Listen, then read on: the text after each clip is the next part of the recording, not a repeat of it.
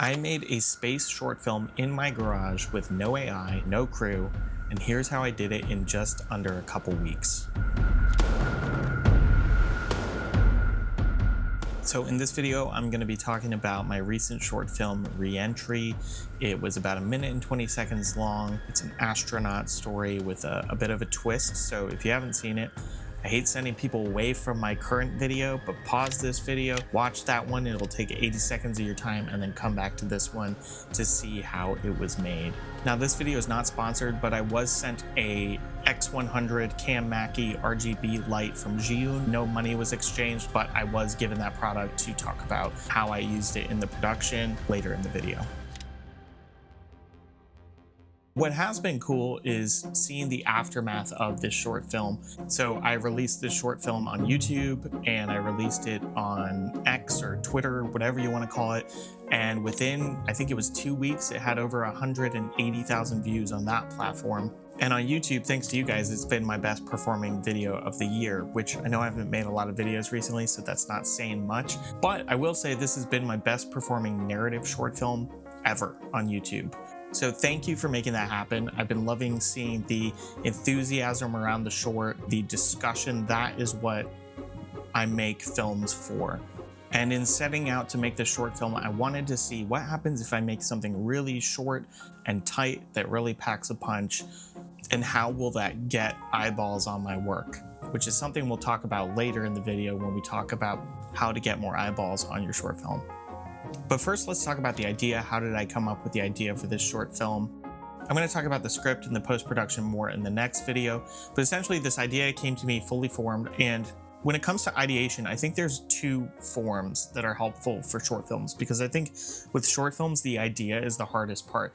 It's really hard to come up with something that packs a punch that we haven't seen before, which there are for sure elements in the short film that we have seen. There are tropes in the short film, fully acknowledge that, but I'm leaning into the tropes to say what I have to say at the end of the short, and I think that's totally okay. I think people sometimes are looking for like originality through and through, and that's just never going to happen, and never does happen even at the highest level. When I lived in LA, I was working with a manager at one point. His whole thing was basically just send me log lines, and I was really challenging myself to come up with unique log lines. It's very much homework, which, if you don't know, a log line is basically like a 1 to 2 sentence. This is what the movie is about. It details the character, the stakes, and the setting of the film, essentially. Truthfully, if it works in a log line, it's gonna work, because usually it's one of those things where you say the most simple form of the idea to someone and they're like, oh my gosh, that's so great, that works. And then there's another side of ideation that is more free-flowing, thinking about something, anything else other than the idea itself, and letting those subconscious things flow in. But I think the two kind of have to go hand in hand, where you set aside time to do structured ideation and then you allow your subconscious to do work. For me, often this happens while watching movies. My mind sort of wanders. I'm thinking about cinematography. I'm thinking like, oh, that would be interesting in this genre. And these ideas sort of come to me. Fairly certain I probably was watching a movie and then started jotting down some notes in Millinote, then came back to it later. So the question that always pops into my head when I have these ideas is this even possible? It's kind of insane and overly ambitious to do an astronaut film as a solo project. Why do I do solo projects? It's a way for me to keep practicing and to have time and space for iteration. It's a constant way for me to be trying out different things and seeing, can I do this thing or not? And something in my insane brain told me, oh yeah, of course I can do that. It'll be all close-ups, and I know After Effects, and I'll figure it out. It'll be fine. I don't really like to start projects until I know I can do something, and I started doing some tests of like, I was doing tests in front of just like full-on rear projection. I was doing tests of just super close-up shots of shaking the camera. It was like kind of working enough to make me delusional, but it wasn't at all the technique I was going to go for in the end. And I was getting closer and closer to making the short, and I was like, I don't have a plan for like this cockpit. How am I going to make this work? So again, this is where testing is everything, especially with these solo projects where you're just making stuff happen on your own. I basically decided, like, I don't know what I can put together. I don't know what materials I'll need. I know I just want those flickery lights in the background, those control panel lights. That's like the main thing that I knew that I wanted. So initially I had it in my head to use pegboards, because those have holes in them, and basically put something like white paper on the back and then blast light through. The bokeh was just too dense and it wasn't reading the way I wanted. So I was like, okay, I need to figure this out. So I went to Home Depot and I was just like, I'm just gonna look around, see what inspires me, see if I can find some ideas for props or set deck. And so I did find some very large, very cheap pegboards. I found some silver spray paint. I spray painted those. I got some incandescent Christmas tree lights, mostly just so they don't flicker. And I basically resolved to rely on shallow depth of field and essentially hang those on C-stands in the background and create sort of this cockpit in my garage.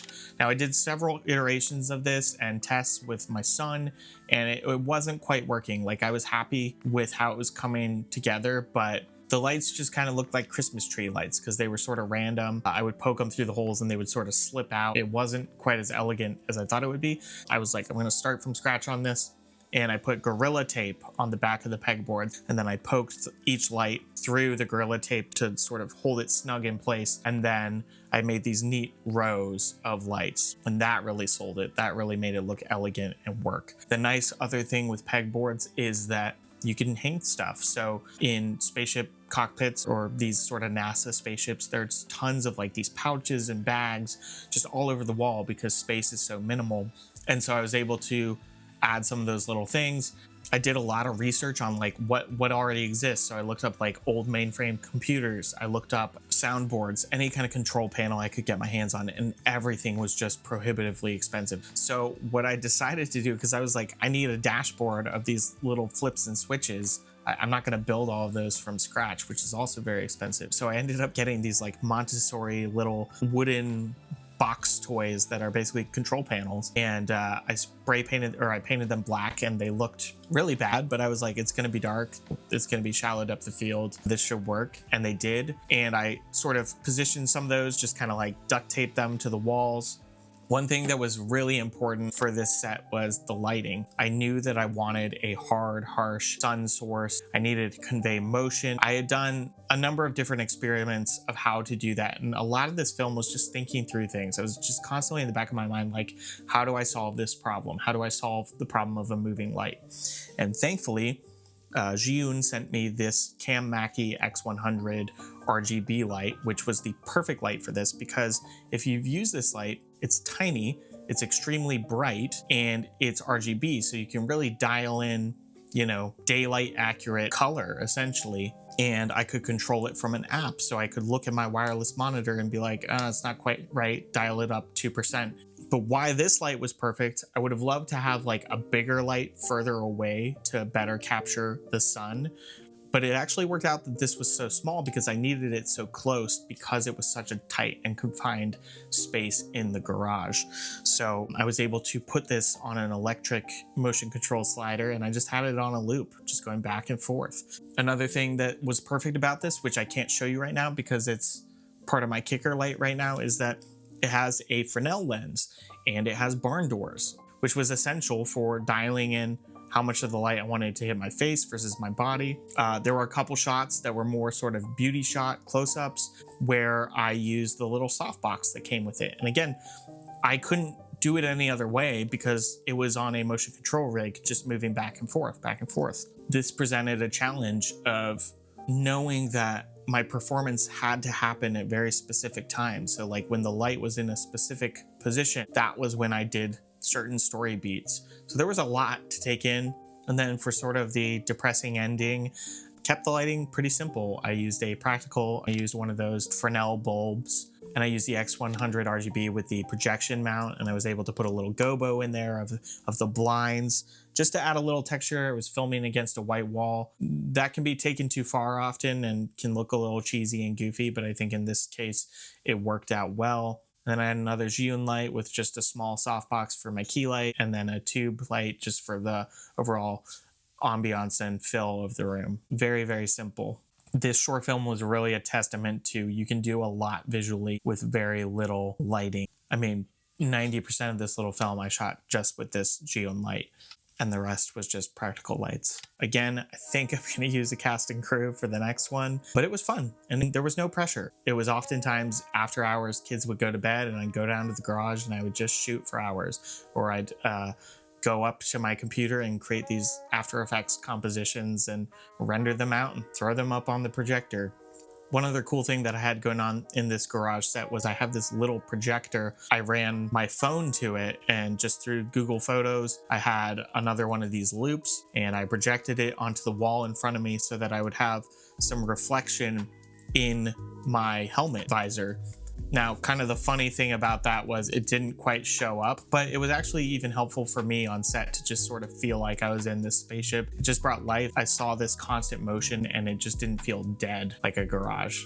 Another thing I used for this set, the foam that you would use in like a gym for the ground, they had a very sort of like interior of a ship, NASA look to them. Those were part of the ship. They actually didn't end up on camera. And this is an important thing to note too, is for these kinds of projects, it's really worth setting up a camera as you build the set, which is what I did. I just listened to an audiobook and just literally looked at my monitor and was like, that light is in the frame? Great. I also had some other little RGB Xeon lights that I taped gaff tape on in sort of a crosshatch in order to just add a little more texture, a little pocket of blue here and there. Okay, so this was shot with no AI. This was shot in a real set that I put together and in front of real projected animations that I created.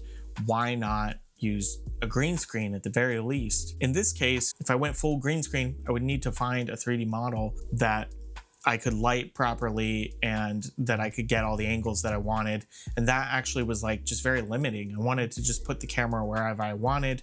I wanted to capture that bokeh in camera through the lenses I was using. So I decided that's just not going to work, period.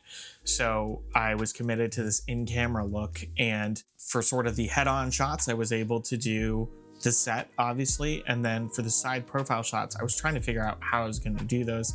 And eventually I just created another loop in After Effects and I put a window frame around it and I projected it on my, I have like a 90-inch ultra short throw 4K projector, and I projected it up there, took the little Cam Mackie RGB light and again just blasted it reverse key light style with a Fresnel and just made a complete fool of myself. I would lean back and I would shake, and like if you look at the behind the scenes footage, look like an absolute idiot, but it looks great. And I composited these shots of like sparks and turbulence outside the window. Something about that just being captured in camera in the bokeh of the lens just looks awesome.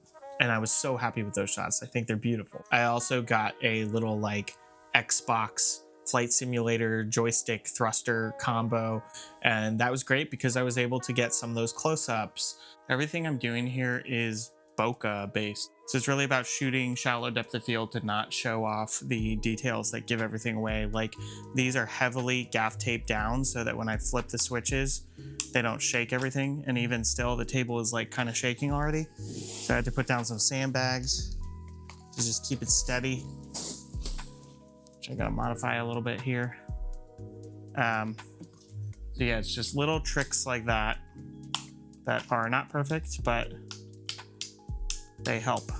Some of the like dashboard switches, again, were those little toys, the Montessori toys, and you know, you flip the switches and they light up. So it was great to get some of those detail shots and shoot those in front of the projector, and it just had a really cool look. Now, one of the tricky things about shooting alone was I knew very clearly that I wanted that like violent camera shake, cockpit shake. And so for some of the early tests, I had basically like a magic arm attached to the tripod and I was shaking it while filming. And that looked pretty good. But then I realized in post, I was like, oh, well, that's really limited. It limits the performance. It limits the takes. I don't think that's going to quite work. So this is the first narrative short I cut in DaVinci Resolve fully. And thankfully, they have this really nice camera shake with motion blur built in as a plugin. So I applied that and really fine tuned it to make it look realistic. And I don't think anyone would know the difference.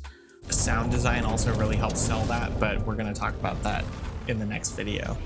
The hardest thing about shooting alone is like, yeah, you see the monitor between takes, but when you're performing, you don't see anything. So you have to constantly go back and be like, did that work? The nice thing about it though, and something that I have going that I love about a lot of these solo shorts is like, I can pop out the card or the hard drive, run upstairs, plug it in, throw it in my timeline and be like, did this work? And literally just cut that clip into the scene. And did it work or did it not? if it didn't, I run back down to the garage and do it again. For the look and cinematography of this, I used my Sony FX3. This was the first short film I shot completely in ProRes RAW. I just wanted to see if, that extra thickness to the image would help, which I think it did. And it was nice too, because I was working with so many mixed color temperatures that it was nice to kind of be like, oh, that didn't quite work in post, and just change my white balance if I needed to. I really debated going from a spherical kind of like IMAX-y look to an anamorphic look, and I ended up using Rokinon Cine VAF lenses, which are very sharp and clean, and then throwing on the Samyang anamorphic adapter that's 1.7x stretch, and then I pushed in for 240, and I love that lens combo. It really adds a lot of character to the lenses, but it's also like very clean and crispy without like feeling crunchy and clinical, and it just looks beautiful bokeh. And I knew that the bokeh was really important, especially with how much of this was being shot at like T1.9.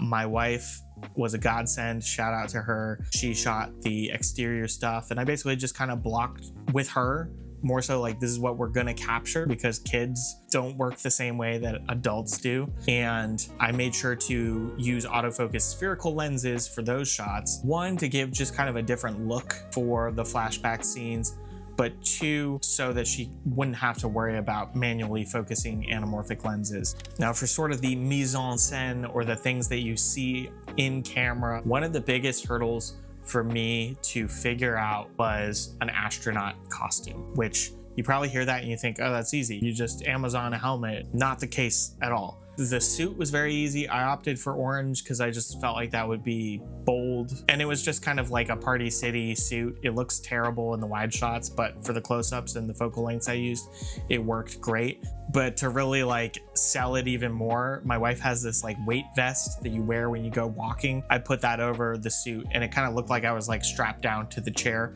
So I think that added a little more texture. I also had this like little reading headlamp, and not only did that add a little more texture, but it had these nice little like sci-fi anamorphic flares, which I love. I'm a sucker for the blue flares if I can get them.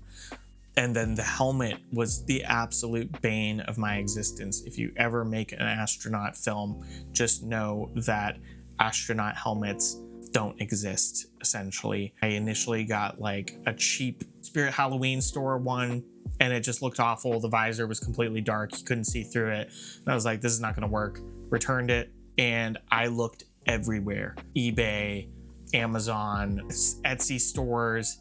If you find a really good looking one that actually is like a legit astronaut helmet, it's like $1,000. And I was like, I'm not going to do that. So eventually I was like, oh, maybe like a motorcycle helmet. And I don't know motorcycles, but if you do, most motorcycle helmets don't look like astronaut helmets. Thankfully, after like hours of searching, I found this like vintage style motorcycle helmet that had a bigger visor, and I got like a double XL size to make it look more like a space helmet, and I think it worked. I think it looked good.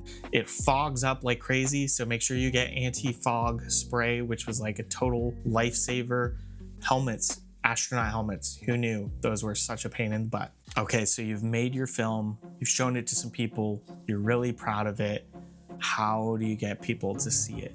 This is something I'll talk more about when I get into like the story and the writing in the next video, but you make something, you work your butt off on it, and because you worked your butt off on it and put in tons of work, you feel like it deserves to be seen or it deserves to go viral. Sometimes the quality is good, but it's just in the concept. And what I mean by that is, if you're wanting to get a lot of people to see your short film, you need to honestly ask yourself, is this something people will want to share?